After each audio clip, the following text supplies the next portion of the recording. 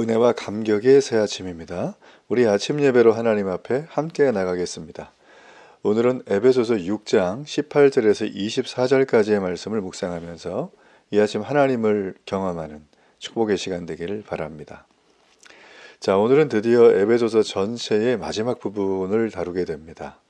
우리가 그러기 위해서 이 에베소서가 지난 6장까지 어떤 핵심적인 주제들이, 메시지들이 있었는가 우리가 짧게 한번 살펴보고 우리가 이 말씀을 한번 보겠습니다.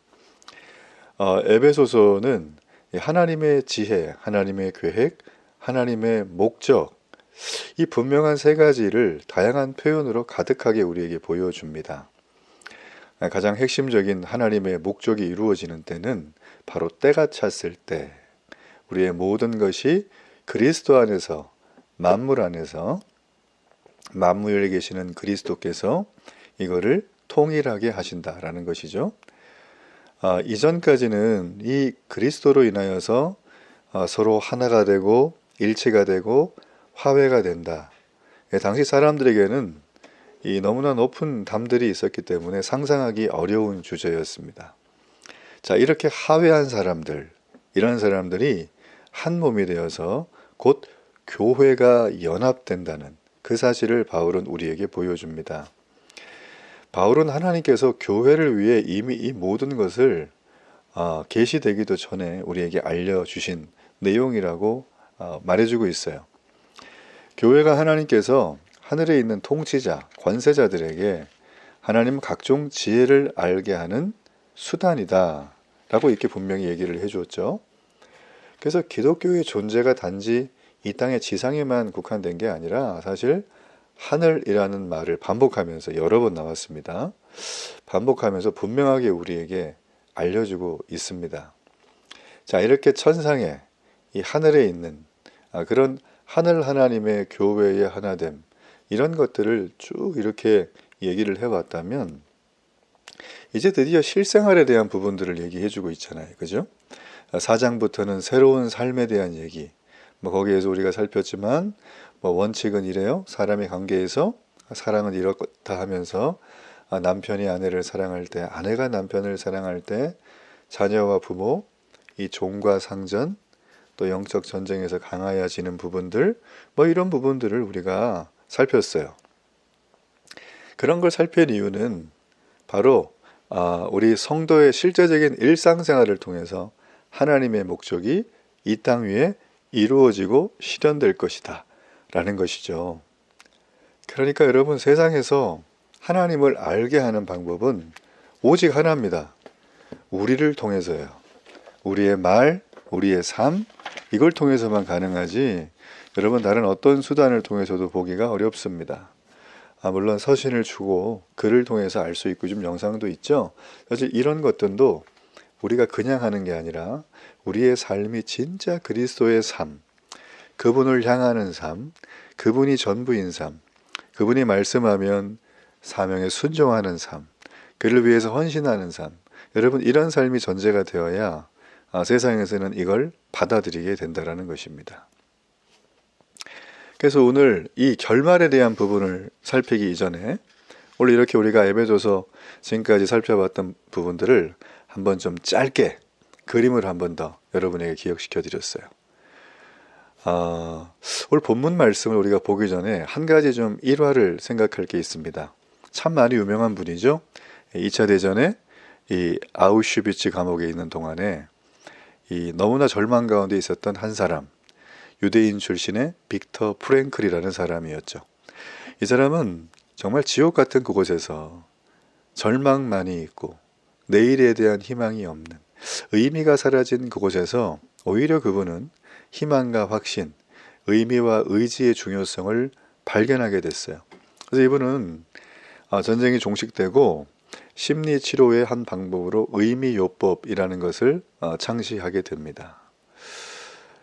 오늘 여기 말씀 20절에 보면 참 비슷한 절망적인 상황의 한 대목이 등장을 하죠.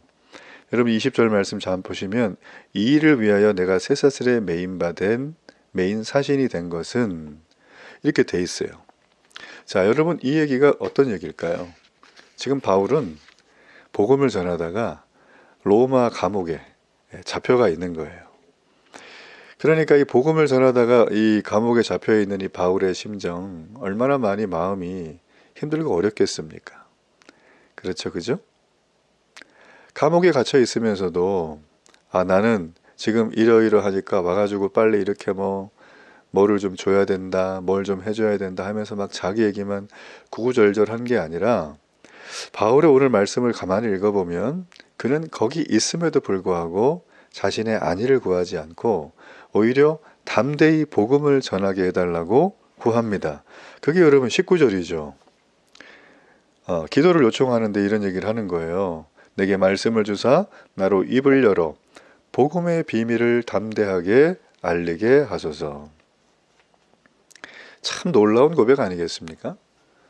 바울이 썼던 13권의 서신 중에 옥중서신이라는 게 있습니다. 이거는 감옥 속에서 쓴 거를 말해요. 그 중에 하나가 바로 우리가 지금 묵상하고 있는 에베소서 이 말씀입니다. 이 에베소서 말씀은 정말 여러분 당시의 그 감옥은 지금처럼 너무 이렇게 좋은 시설에 이러지 않아요. VIP 룸이랑 똑같은 거예요. 그때 당시에 감옥이 어떤 형태였냐면 동굴이 있으면 동굴을 그냥 이렇게 막아요. 그리고 그냥 거기에 그냥 들어가 있게 해요. 그 동굴이 상태가 좋으면 괜찮은데 막 거기 각종 벌레나 굉장히 습하고 햇빛 안 들어오는 그런 곳이에요. 축축하고. 그리고 그게 없으면 그냥 구덩이를 파괴해요. 재수 보고.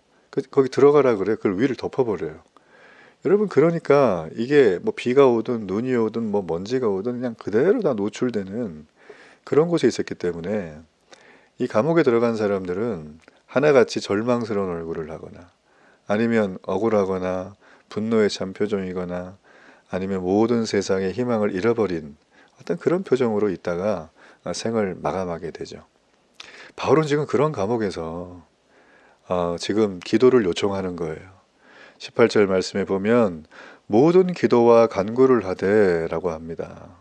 여러분 참 놀라운 얘기 아니겠습니까? 우리가 평상시에 서로 만났을 때 무슨 얘기를 잠깐 나누다가 기도를 요청하고 그러기도 합니다. 그리고 때론 내가 기도할 때 그 기도를 열심히 할 때가 있죠. 여러분 그때 보면 주로 무슨 기도의 내용을 많이 하십니까? 사람은 자신의 필요를 채워달라는 기도를 하나님 앞에 일용할 양식을 구해야 됩니다. 맞죠? 근데 그러다 보면 내 욕심이 그 모든 필요한 양식보다 훨씬 넘어갈 때가 있어요. 여러분 그런 기도는 하나님이 듣지 않으세요. 기도는 하나님께서 그런 기도를 응답하기 위해서 은혜를 주시는 게 아닙니다. 우리가 기도해야 될 내용을 오늘 바울은 정말 잘 설명을 했죠. 성령 안에서 성령으로 충만해서 기도하라는 거예요.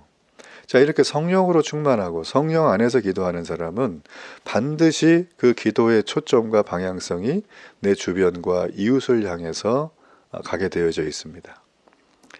그러니까 우리는 함께 마음을 모아서 하나님 앞에 기도할 수밖에 없어요. 성령 안에서 기도하니까.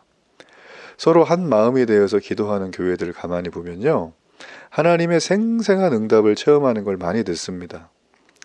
그래서 함께 마음을 모아서 기도하는 일은 교회가 복음 안에서 건강하게 세워지는데 필수적인 거예요. 그러니까 그 교회 분위기는 기도하는 내용을 들어보면 알죠.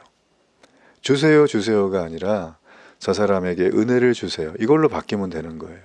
저분의 절망적인 질병의 상황, 사고의 상황을 건져주세요. 자, 이렇게 하나님 앞에 기도하게 되어지면 진리의 바른 말씀 위에서 기도하는 거잖아요. 그리고 성령 안에서 우리가 나 혼자의 기도가 아니라 기도 제목을 공유하면서 합심으로 기도하게 되면 교회는 굉장히 많이 회복되고 새로워집니다. 여러분 그렇기 때문에 우리는 성령께서 우리 모두의 영혼이 살아나도록 하시는 이 합심의 기도, 이 합심의 기도를 오늘 바울은 쉬지 말고 기도하라고 말해주고 있습니다.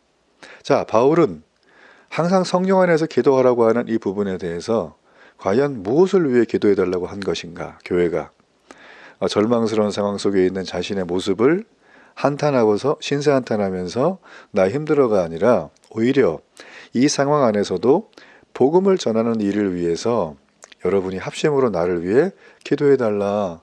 내가 이 어려운 난간을 이기고 승리할 수 있도록 기도해달라고 지금 바울은 요청하고 있는 것입니다. 참 대단합니다. 이런 걸 볼 때마다. 자, 그러면서 여러분 성도들을 격려하죠. 성도들을 격려합니다. 참 놀라운 일인데요. 정말 성도들을 격려하는 장면이 나와요. 자, 21절에 보면 두기고란 사람을 바울은 보내줍니다. 에베소에 있는 교회들에게. 이 에베소서의 특징 중에 하나는 고린도 전후서처럼 뭐 교회의 아주 적나라한 상황에 대해서 상담을 해주거나 뭐 이런 내용은 거의 없습니다. 대신에 일반적으로 이제 그 교회 공동체에 속하게 되면 기도는 어떻게 하는가, 말씀은 어떻게 묵상해야 되지, 예배 시간에 예배는 어떻게 드려야 되는가, 이런 굉장히 기본적인 것들 있죠.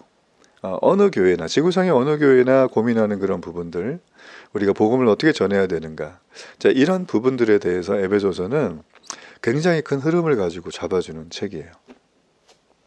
자, 그런 의미에서 우리가 6장까지 살필 때 그런 게 별로 없었죠. 그러면서 이제 이 두기고를 지금 보내주고 있거든요. 이 두기고라는 사람은 우리 여기 말씀해 보면 사랑받는 형제라 그랬어요.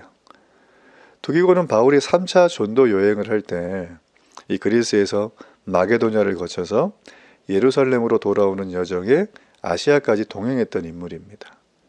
바울이 이렇게 로마 감옥에 갇혀 있을 때 에베소뿐만 아니라 이 골로새에도 보냄을 받았던 인물이죠. 그리고 주 안에서 함께 종이 된 자라고 얘기를 해줍니다. 당시 이 사람의 사명은 바울이 신뢰할 수 있는 정말 신실한 사람이었어요. 그래서 지금의 이 성경이죠. 이 에베소 편지를 붙들고 전달하는 사명을 감당한 사람이 바로 두기고라는 사람입니다. 그래서 이 두기고를 쭉 보내면서 나중에 이제 글에 대해서 복음을 전하는 디도의 후임으로 또 에베소 교회를 담당하는 디모데에게 이 두기고를 보내면서 함께 이 목회자에게 동용할 수 있도록 했던 인물이기도 하죠.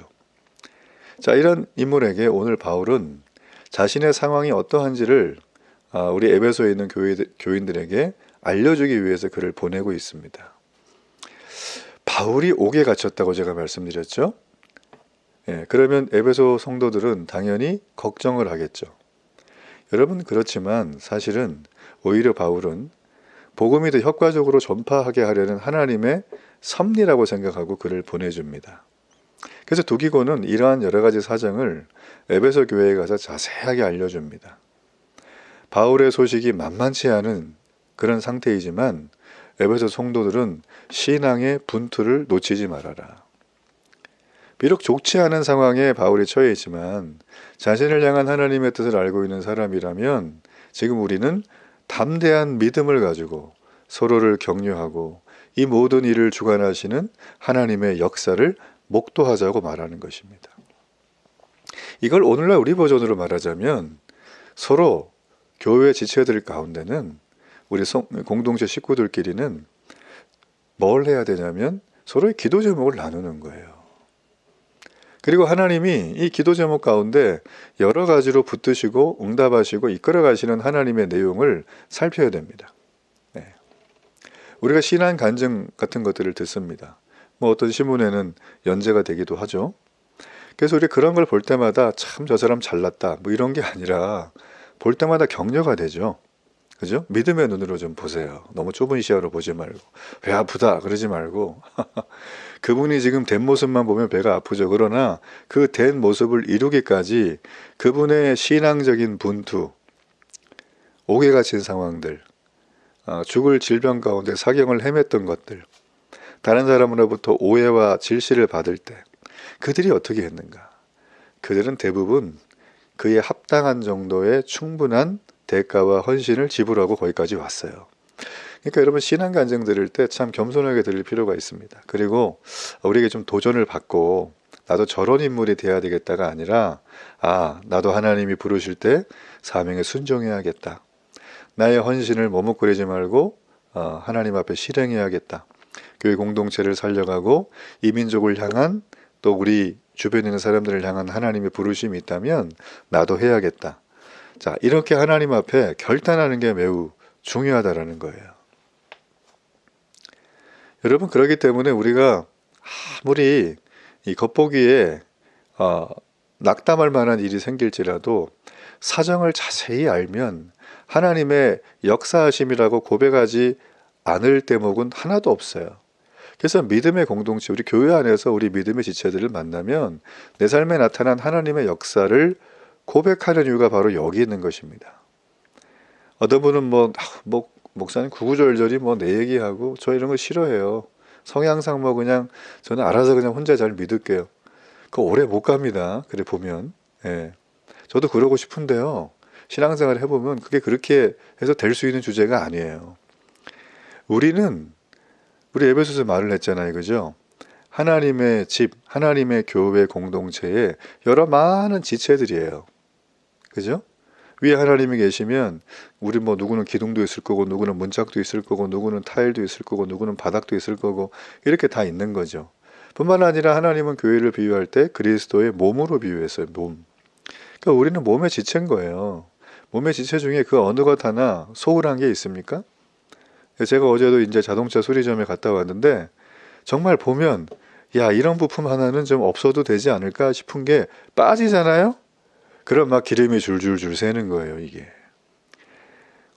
여러분, 그러므로 우리가 서로 간의 지체, 남녀노소를 불구하고 교회 안에서 그리스도를 주로 고백하는 사람들이라면 우리가 서로의 삶을 나눠야 됩니다. 왜냐하면 우리는 함께 지어져서 함께 연결되어서 생명을 나누는 지체들이기 때문이에요. 그러므로 여러분, 만날 때마다 하나님의 살아계심, 내 인생을 역사하시는 그분의 일하심을 나누십시오. 내가 원하는 대로 된 게 아니라 하나님의 손길로 이끌어 왔다고 여러분 나누세요. 바울은 지금 그 얘기를 우리에게 계속 알려주기 위해서 자신의 형편을 절망이라고 말하지 않고 하나님이 일하신다라고 얘기하고 있는 것입니다. 여러분, 그러면서 이제 마지막으로 바울은 이제 축원을 하죠. 편지의 마지막을 쓸 때 이 공동체의 평안과 어떤 어려움이 있어도 믿음으로 이겨내라. 바울은 다시 한번 사랑의 마음을 권면해 줍니다.